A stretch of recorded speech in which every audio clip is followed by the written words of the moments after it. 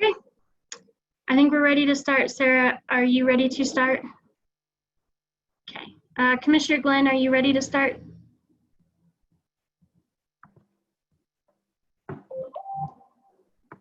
Yes, I am. All right. So we'll start by giving Commissioner Glenn a brief update. I sent him an email this morning about what we had talked about yesterday with some of our considerations for CARES Act funding, just to kind of catch him up on where we're at with that, and that we're going through the process to determine where we want to go with that and what our philosophy wants to be with that. So I think to start, Commissioner Glenn, do you have any ideas or any considerations for the CARES Act funding that you feel would be an important place for us to potentially look at directing some of that funding? Not at this time, no. Okay. Sarah, I'm going to turn it over to you to kind of talk about the GOCO line item that you had in that draft budget yesterday. If you could give us some information on that. Sure, and if I could say just real quick, I do have a 2 o'clock that I need to get on as soon as possible, so I do kind of have a little bit of a time crunch here personally. That's okay, I do too. Okay. I also will say, thinking about this from the conversation yesterday, maybe we can go through some of those line items and just come up with a few tasks as well. I'm thinking, for example, like the mental health piece and or support with families or schools or seniors or higher risk population or those who identify as such. Let's maybe make lists of some of those line items before deciding on them and get, that specific feedback from Mandy at Sol Vista or whatnot, to Colleen's point of enhancing programming already existing and not, recreating the wheel on anything. Does everyone want me to share my screen again with that spreadsheet, or yeah, I think if you could, that'd be great. Okay.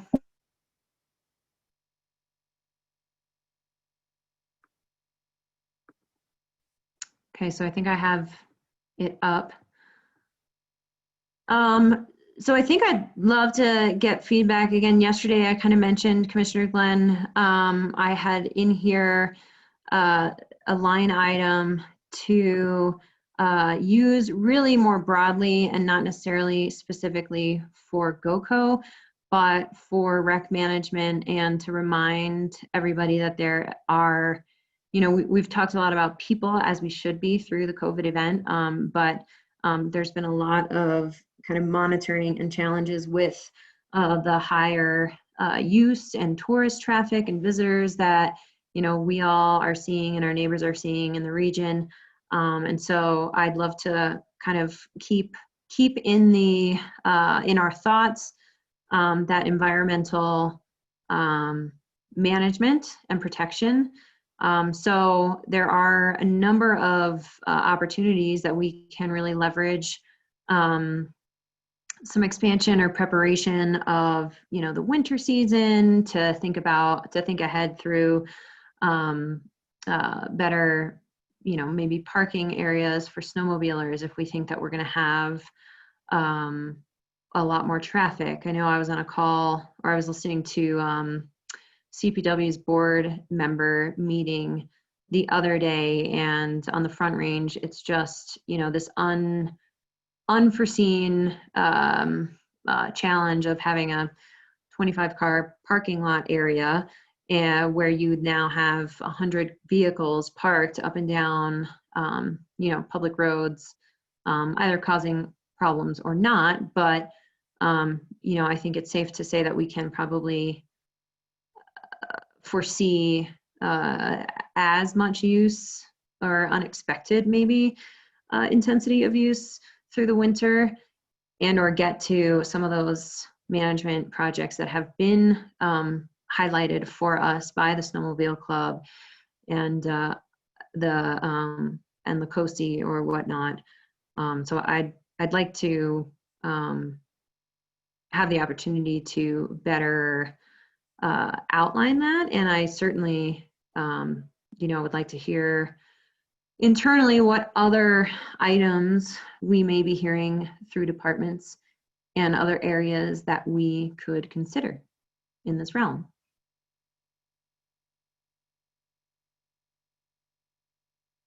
Okay, Commissioner Marcella, do you have any other specific things for me to touch on, or I don't think so. what a proposed project area might be? With GOCO funding, you mean? Yeah. Yeah, maybe can you talk about what you're thinking for a proposed? Sure. Would this $50,000 be like a match to that? Yeah, I think the proposal? 50 and the 50 was just just a number. It is not based on a budget that I've fleshed out yet with any GOCO staff. So that is, I mean, I think that could fairly be anywhere from 20,000 to 50,000. Yeah, and maybe, maybe we find that we're building other capacity and there are other avenues to use or to utilize dollars from. But I thought it was really important to kind of represent our constituents and the cohorts and land management in Lake County to be sure we keep these issues in mind as well. Specifically, on a project that I will be speaking with GOCO about, out by the golf course is county-owned land. We had Craig Stoller, the golf course manager, come to us about vandalism. Amber McGee, our rec director, has witnessed and seen that out there as well, and Kendrick Park. And those are, as we discussed, adjacent to dispersed camping below the Sugarloaf and Dam in Turquoise Lake. And so also last year, the Upper Arkansas River Restoration Program invested about $500,000 into a section of restoration on that lake fork to restore the river there. It never had any attention from, being dozed for the dam project. And so that is, there's a lot of interest in partners like Fish and Wildlife, CPW, Colorado Springs Utilities, and water stakeholders to invest in projects like this that could better manage the recreation around there, because the Forest Service does not have the capacity. RMR, who manages the Leadville District, does not manage the dispersed campground areas. And so this would be, more conversation on with the Forest Service in particular, to see if we could propose an idea to manage that site and maybe come up with a longer term plan to perhaps have campgrounds in the appropriate amount of rec use, and it could potentially be a revenue generator to feed our open space and recreation programming or facilities, and to help us better come to the table as a partner with management agencies and programming in general in Lake County.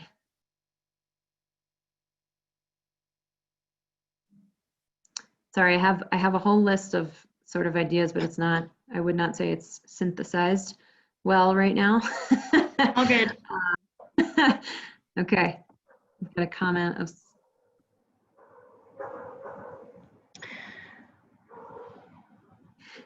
Yeah, Chris Floyd asked, have you vetted these proposed uses against the CARES Act requirements to make sure they would be compliant uses?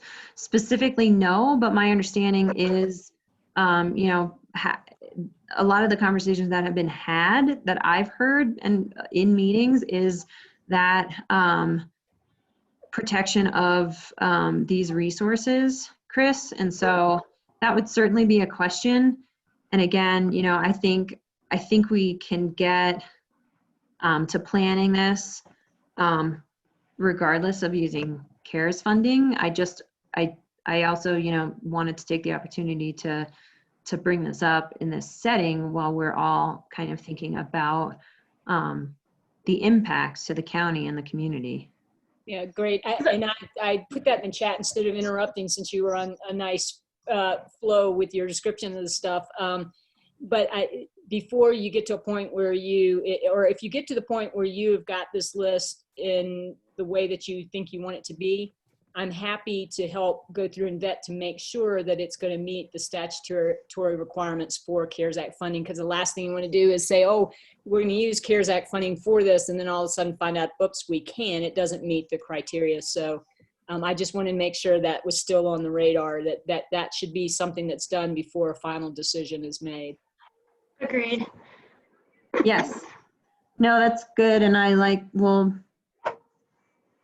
we'll add that to the list of follow-up before implementation here. Okay. Chris, I think, and I think more specifically to the GOCO piece, that can be a completely separate grant opportunity. Is that correct, Sarah? Oh yeah. Oh yeah. Okay. No, absolutely. I just, I think, we can spend this money pretty quickly regardless. I think I'm just, again, highlighting, thinking about our natural environment and the impacts to our lands, and that we're seeing with the tourists and whatnot coming through. I think if we could think of something to include in here, that would be good. No, definitely. I think it also is part of that long-term, leveraging this and having long-term impact with it, because we have to be able to transition to this as like the new normal. And so trying to make sure, that we're making that transition as smooth as possible, I think.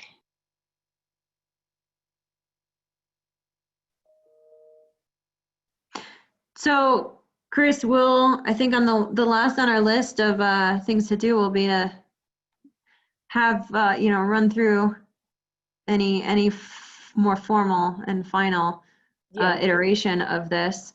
Yes. To that point though, I was thinking, I know Janine and Colleen are not on the call with us today, but,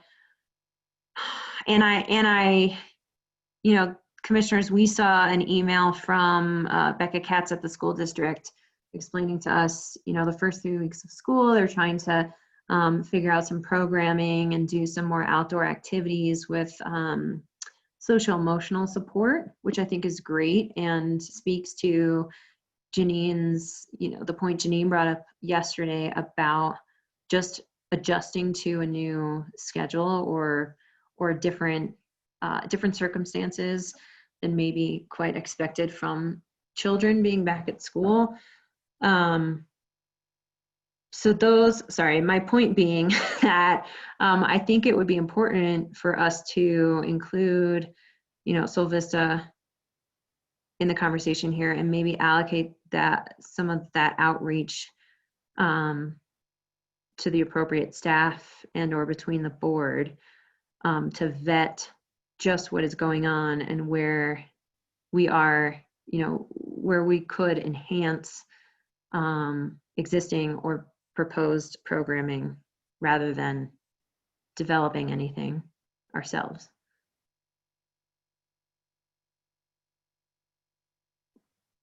And since they're not here, why don't we just assign them some responsibility? I'm just kidding.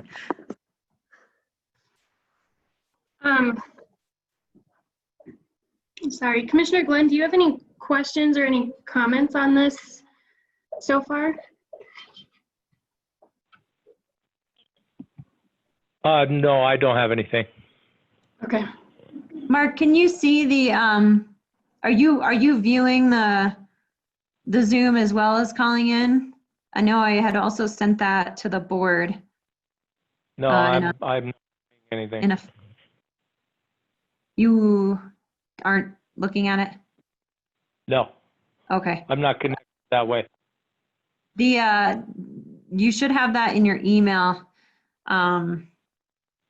as well, if you did want to take a look.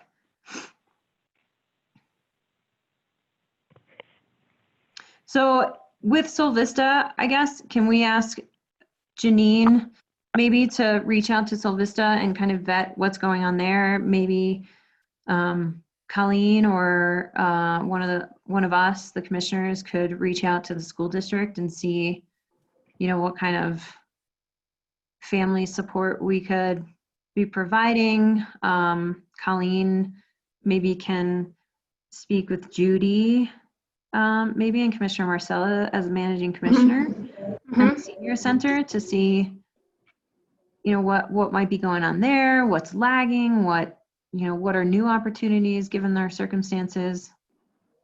Okay. I can do that. Okay, awesome. I can probably also speak with the school district and follow up with Becca on kind of those needs that they're needing and any anticipated costs that go along with that. Okay. And Bright Start as well, because I know that Bright Start is transitioning right now.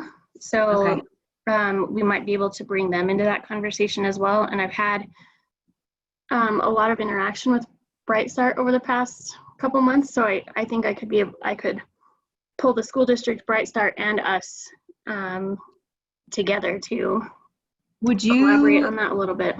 Yeah, I think that'd be great. And I think maybe include the library and Brenna and on that conversation. That'd be great. Okay. What else am here? I'm pretty sold on the Main Street Ambassador idea. I don't know, that's something we can run by Chris as well, as far as contracting with folks for a certain period of time to do this and kind of get something going with the recovery group and the business advocates. That's another conversation we can have more in depth with Chad and Marla and Jamie, maybe. What are your thoughts on that, commissioners? Yeah, I think so. I think we just have to see if the Main Street ambassadors would be a qualified expenditure or not. Right. and figure out what exactly their work would be. Would they do work on behalf of the chamber, or what also would be the chamber's role in some of that economic recovery piece?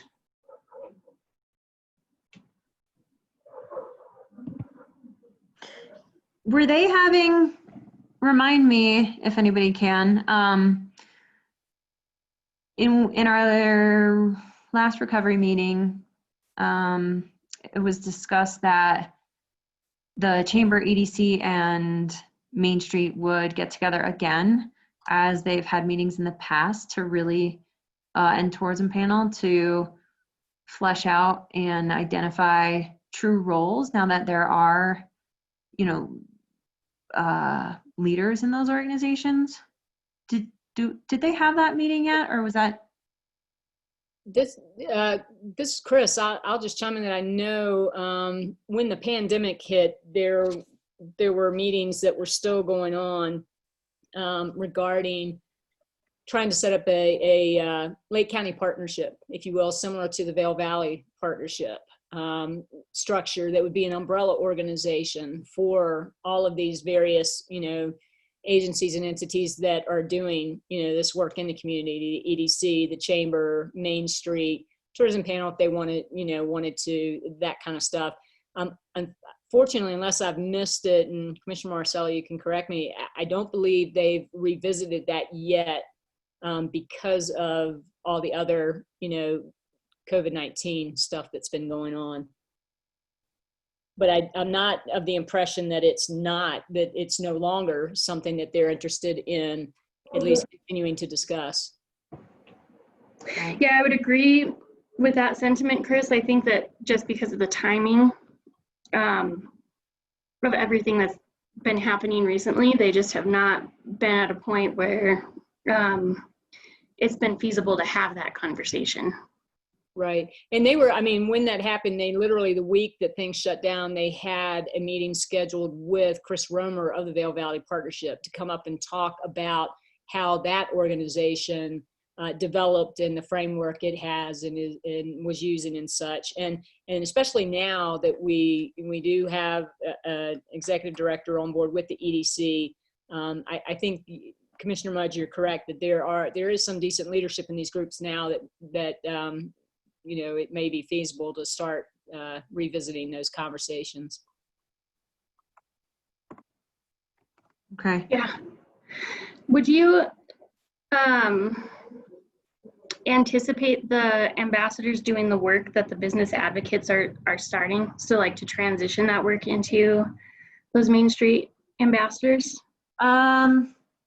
No, I think, well, and I mean, I think it's the concept to develop, but I think identified here as like SBDC, EDC staff, I think that would be what a distinction between that work that the business advocates are doing was my thought of like this staff position or liaison, and the ambassadors would be folks, like town greeters walking up and down saying thank you for wearing your mask and kind of addressing these just on the ground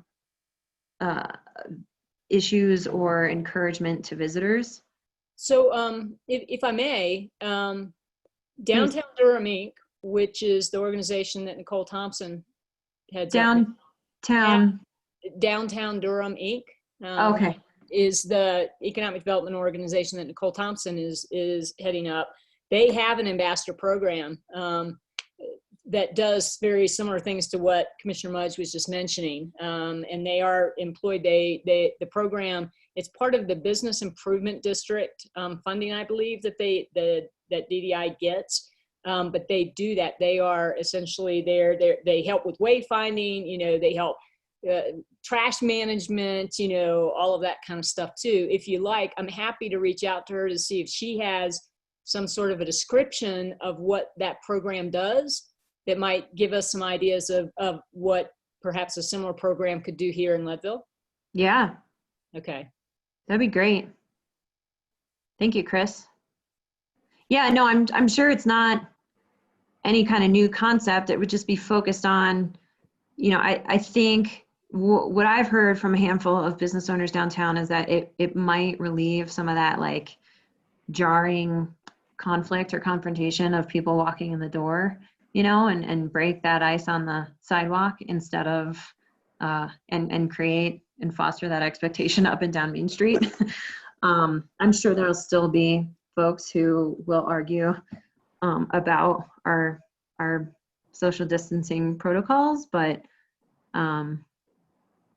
knowing that somebody's down there, and even, like you said, Chris, like keeping track of the trash or calling public or the city and saying,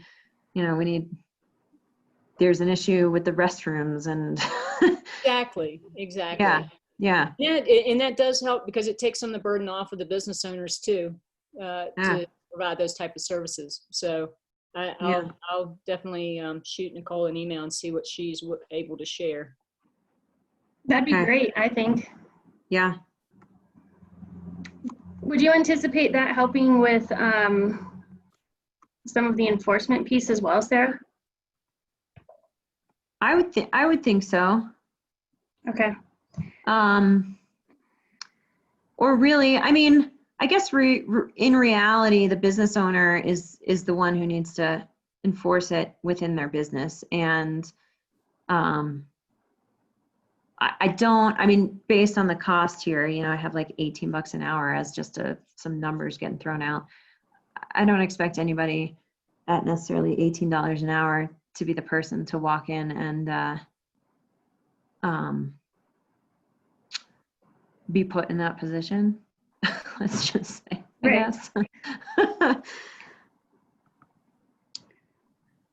Makes sense.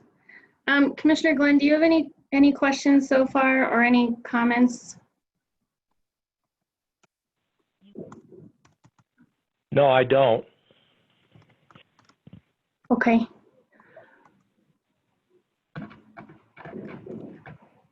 So if you saw the chat, Kaylee just, Not. well, I guess I was gonna say, Kaylee sent to me a link to a publication from DOLA about ineligible expenses. It's from May 29th. I'm not sure much has changed, but Kayla, I'm gonna suggest going and share that with the commissioners as well. And we can see, I'll check to see if it's been updated. But this is, I was actually looking for this in my research file as we were talking, because that's one thing in terms of just to give some guidance as to what you may and may not be able to use. Okay. Keely, is this the frequently asked questions that I had sent yesterday? No. No, it's this, what she sent, it has links to those FAQs and other type of guidance, but it's just a kind of a bullet point list of 11 items that are ineligible expenses.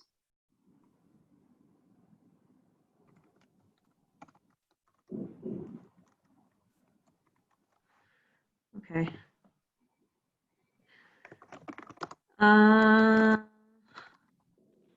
And I reached out at one point. We said, well, what conversations have the city had to spend their portion? I reached out to my council members and they have not had that conversation yet. So perhaps,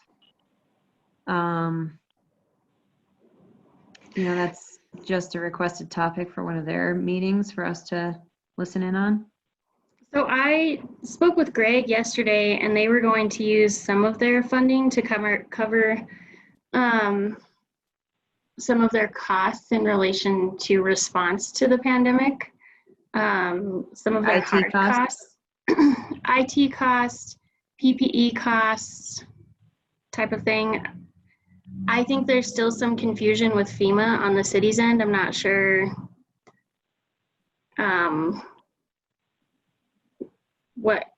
what's happening on that end of things.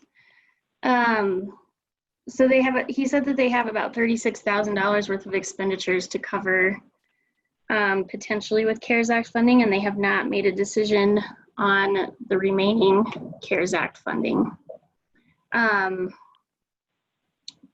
But we're open to having conversations about maybe potentially additional business relief grants going into the winter time potentially, but he's not sure at this point what that's going to look like.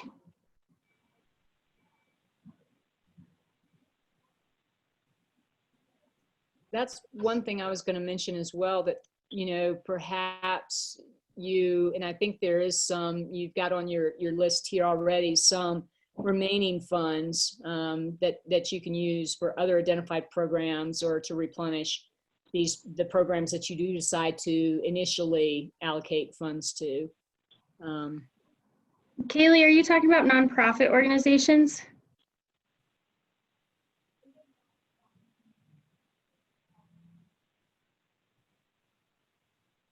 Okay. I don't know that we've talked much about that at this point, other than EDC and SBDC.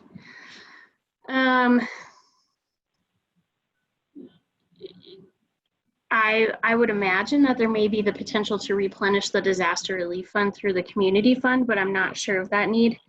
I don't think we've had an update from them. Sarah, have you heard anything from them at this point?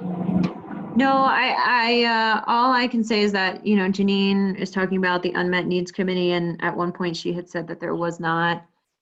I think on this list there, I asked about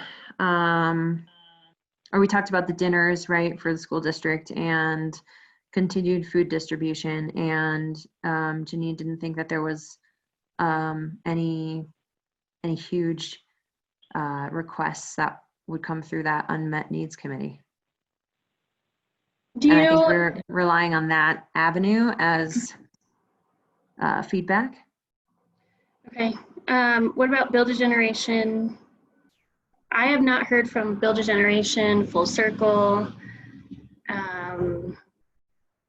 those nonprofits. Have you heard from any of them? No. So we could potentially reach out to them.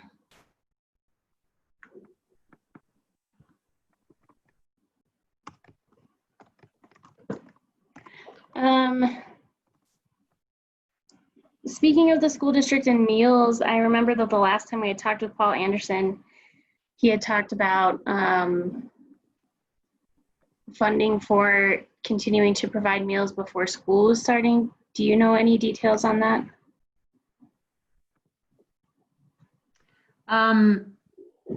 He said that the Legacy Foundation had committed about $66,000, I think, for them to continue the 3 meals a day. Otherwise, they were going to have to eliminate the dinner.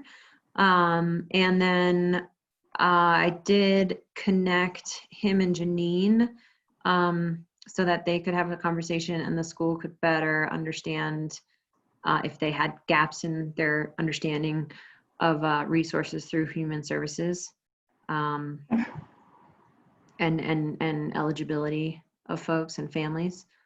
So I think it's just, yeah. Yeah. Okay.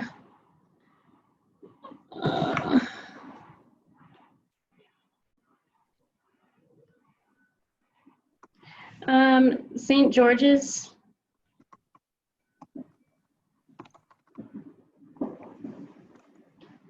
I have not heard from St. George's. And again, I think that's like that unmet needs committee. I would rely on human services as the backbone of, I would, at least right now, understanding what like food distribution need is and whatnot. Okay. Because I think, I mean, my sense is we moved from like an immediate reaction, being reactive to all of that, to then getting people engaged and enrolled in resources. So again, maybe that's just asking Janine to speak with that group and better identify potential gaps. Okay. Hey, Sarah. This is Kaylee. Hey. Can I chime in about unmet needs? Yes. Sorry, I can't see everybody necessarily, or because I'm sharing my screen, so. No, you're fine. So on that is myself, Eudelia, Gloria, Carla, and Julie with Public Health has now stepped in for Colleen. And, you know, we're really like giving the final say of allocating funds, which Full Circle is now leading kind of the case management piece, but Full Circle, BAG, and then the community fund with funding from Eagle and one other one is where the funding is coming out of, but we're not really figuring out that, you know, food piece, or you know, our group is not the actual case managers, with the exception of, you know, Gloria and Carla are doing that now, but not within the actual group. So I know that there's a food task force going on that's facilitated by Mara. So I don't know if that's a better place to start, but just trying to make sure that. Okay. Go ahead. No, you said food task force? Yeah, Okay. they meet on Wednesdays. We have a But meeting I mean, today. I know that they're working on a lot of different strategies, but I know that, you know, more food focused folks. Right. are involved in that group. So I just want to be sure that that is kind of, we, for me, have the backbone of like the human services and people, connecting people with resources that can be longer, you know, utilized in more in perpetuity. But I think that Janine a part of that as well when she can be, or a staff person, that food task force? And is the food task force any part or linked to the unmet needs committee? no, except for that there's BAG and maybe full circle involvement. But that's not really our role. So maybe we need to kind of rename that. We're just, you know, the final folks reviewing the applications of assistance funding that goes out, but it's really still the true caseworkers and case managers who are connecting individuals to those resources. We're not doing any of that. Okay. Which sounds really bad. So Sarah, But, I think, go ahead, Kaylee. I was going to say, but they only get to the unmet needs when there are no other resources that you know, human services is connecting them to. So this is like kind of the final push. Yeah. And that's a lot of like utility bills, right? And rent. Yes, that's pretty much what it all is. And like some of the funds are, you know, criteria, like doesn't, like works over an Eagle is what can, you know, qualify you to get certain Eagle Valley funding if there's no other options through the normal assistance means. So Okay. hopefully that helps. Sarah, the Food Access Coalition is doing work with BAG, and so they're trying to work on access to food and what that means to various groups of people in the community, to understand like the need for support from St. George's and those types of inequities. So they're trying to do kind of a deep dive into the philosophy around food and food access. So not necessarily any actionable.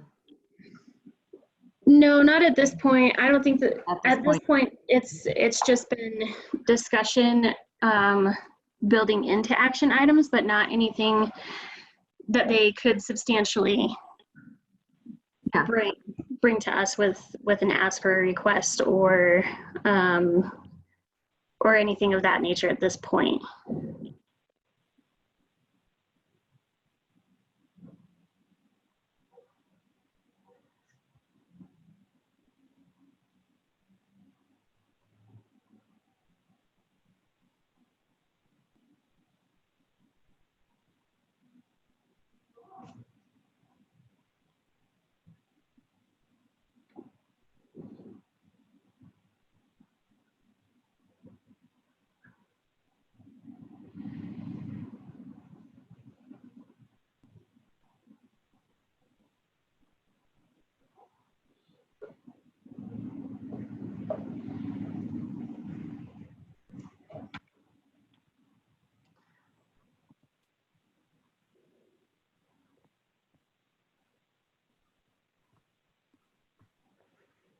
Any other things to look through or that we haven't thought of? I don't think so. Kaylee, do you have anything? It's Paul. No, Paul's not on here still. Is IT Amit on here, or is that Kate? Was that you, Kayla? No, that's Amit. Amit, do we have any IT needs or internal and public-facing communication kind of gaps that you've identified?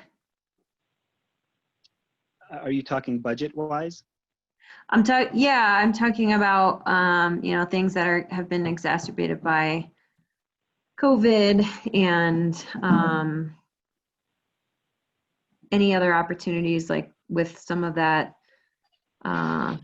transparency in public communications and ideas that we haven't already discussed that you want to highlight for consideration? Nothing concrete, just looking at creating a website for COVID information through Civic Plus. And that's already, I've already inquired about that and waiting for a response. So nothing I can come up with right now. Okay. Would that be an additional cost? Or is that incorporated in their services? They had advertised it earlier with the COVID as a free website, and I was referred back to sales. So it might still be at no cost, but I really don't know, as sales have not returned my call. Okay. Amit, I just have a quick question about that. I know when we had gathered some of the feedback from the business advocates recently, there was feedback from the businesses about wanting kind of a central hub or a source where all of that information could be stored and easily accessible. Would that be able to be linked into a website that you're talking about? Yeah, that's why I kind of moved to that direction more firmly with Civic Plus, just to understand if we can initiate a separate site or a page within our site. Okay. And from what I understood, it could be a separate kind of space for COVID stuff, but I do recognize that there is a need for centralizing it. We did head start with the EOC initiating their website, and now things seem to be a little different. So I'll definitely be updating when I get some more information from Civic Plus, but my intention is to actually create a one-stop shop for COVID with all links related. Okay.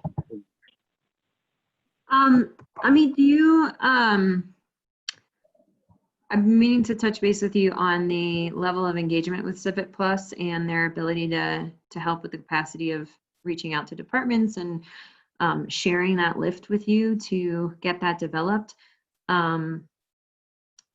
I wonder how that's working, and if I would advocate for us to, if it's not already a part of our contract with them, or things have changed for them because of COVID, I might advocate that we kind of enhance our engagement with them to be sure to get a higher priority. Right. I don't think the priority is an issue anymore.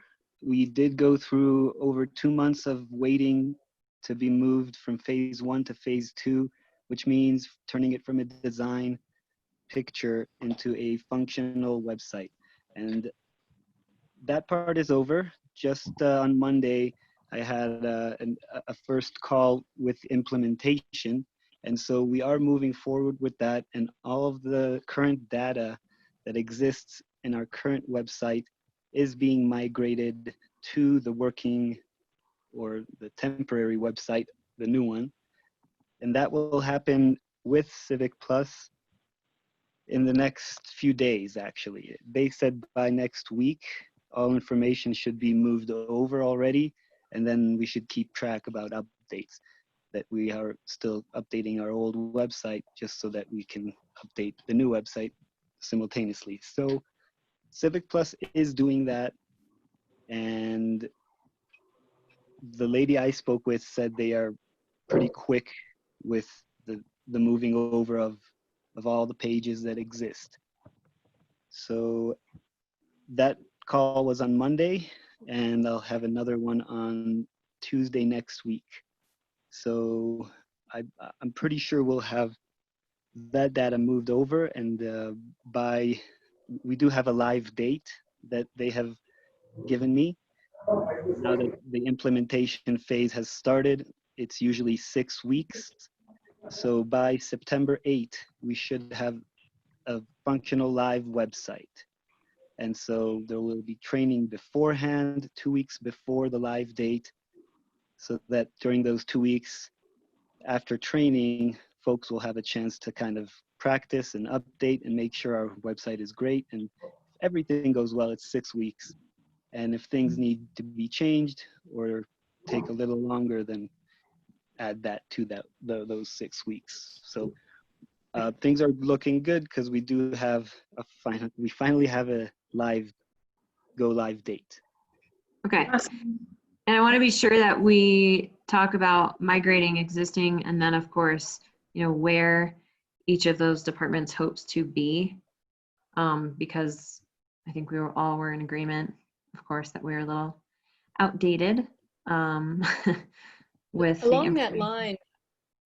I'm sorry. Along that line, the Justice Center's task force, Katie had asked me to inquire on the status of the new county website and whether it'd be possible to set up a page for the Justice Center there to be able to share out, you know, community information and stuff, because we're at the point where we're finalizing that messaging that we hope to get out to the community. And obviously it'd be great to be able to point the community to a web page on the county site for more information.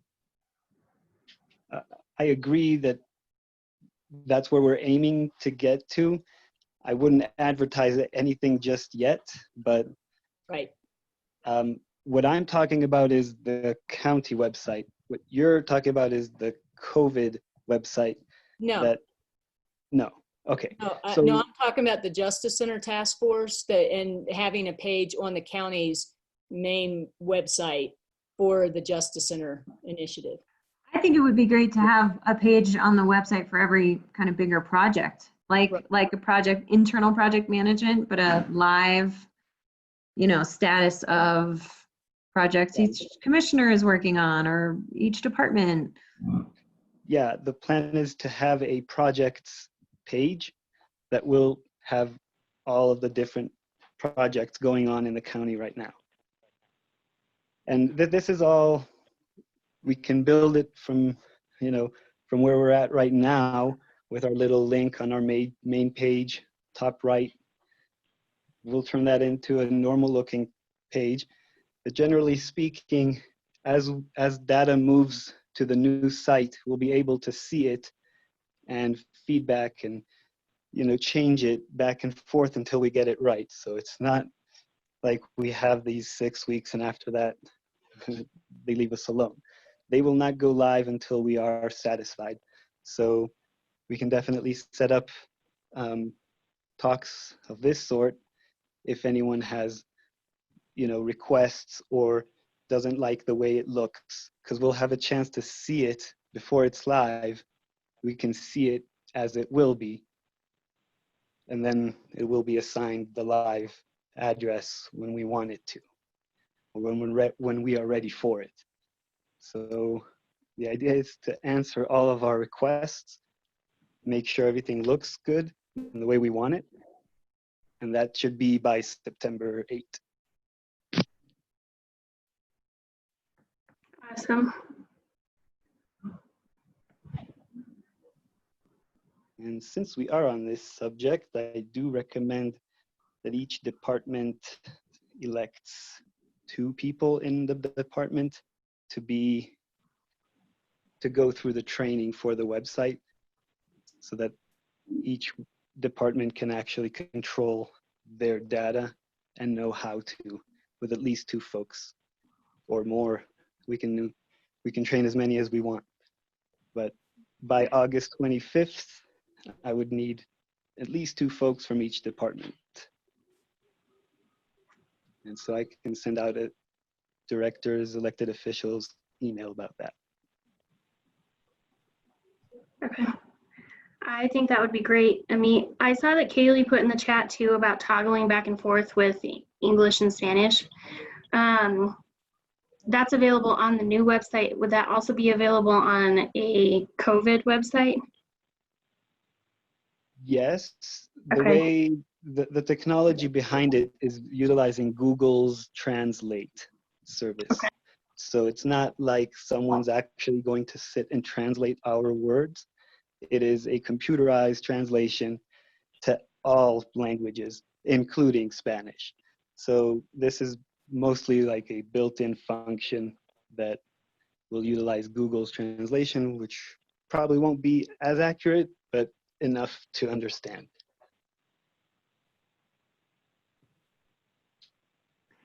Amit, does somebody, can you remind me if Civic Plus has somebody who can also manage all the, I know we want to try to do that internally, managing each department's website, but and or you are certainly a resource for us all to assist in that. I imagine that at present time and maybe through the next few months of some transition and any change, is there the ability to hire additional support from Civic Plus in developing the website and external and creating communications through the website? That is what we are doing. What they are doing, they are transferring the data over and creating all of our pages as they are today, just in the new website. What about any like design support or somebody to call to say, hey, I want to do this. I want to be sure that this information gets out. How can I streamline and what's the best platform in the website to communicate with the public? Are you providing that? The way the process looks is that they'll train us and then we can handle whatever we want. So we will have the power users, which can control the whole website, all of the pages, and which only would be a few folks, me included. And then you'll have your department's users, which can also, if we want them to be able to control the whole website, they could, but the idea is that they control only their page, so no one messes with other departments' pages, and they should, after training, be able to do it themselves. Are you asking what if they can't?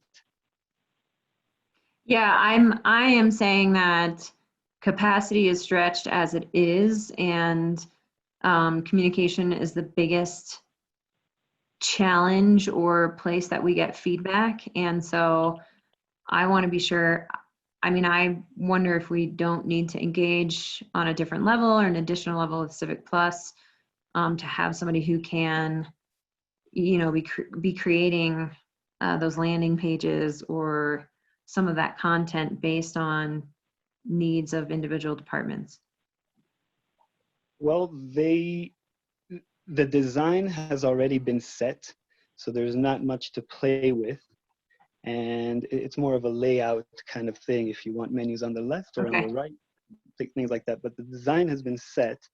And so now it will also be a matter of the migration once, and that will be done by Civic Plus.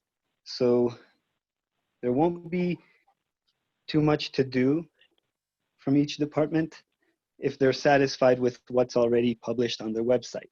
Because whatever is published now will be published in a nicer manner automatically by Civic Plus. Right. Not automatically, but by Civic Plus manually.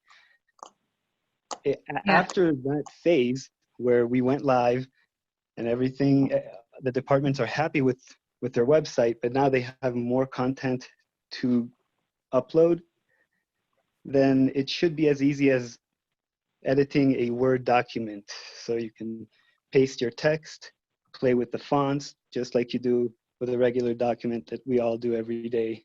And so that shouldn't be too much of a hassle. Right. I think I'm probably talking more of like a communications person in general for the county. Someone that you call Civic Plus, tell them, hey, upload a message to our website. I could be that guy. Yeah, I think it's more to like how to frame that message and get it out. I But see. So this is more of like a public relations person. yeah, Yeah. So yeah. this is kind of a lot along the lines of what Beth is doing with the EOC. And Kaylee, you can correct me if I'm wrong, if she's not doing that work on behalf of the EOC, but just trying to take in feedback on communications, both in the pandemic response and outside of the pandemic response, to understand where we're falling short so that we can be better about that. Kaylee, does that sound on point? Yeah. So Beth's checking in with all of our, key folks who would really, utilize a PIO since she's taken over in that role. And, we're hearing a lot from COVID on what was missing, and then actually trying to create a plan moving forward. So we never had a plan before, but we've heard a lot. So I think I was going to write in the comments on the Teams version of this, but I think all kind of internal and external comms, I'd like Beth to be looped in because she's heard the most and has really been thoughtful on what makes the most sense for us and what's realistic. And but yeah, you're spot on. And I know that she started meeting with folks, I think on Monday, to start getting that feedback. Well, and we're talking too, not just COVID specific. I mean, I think. Oh yeah. What I would like, yeah. She's trying to get it moving forward from here on out.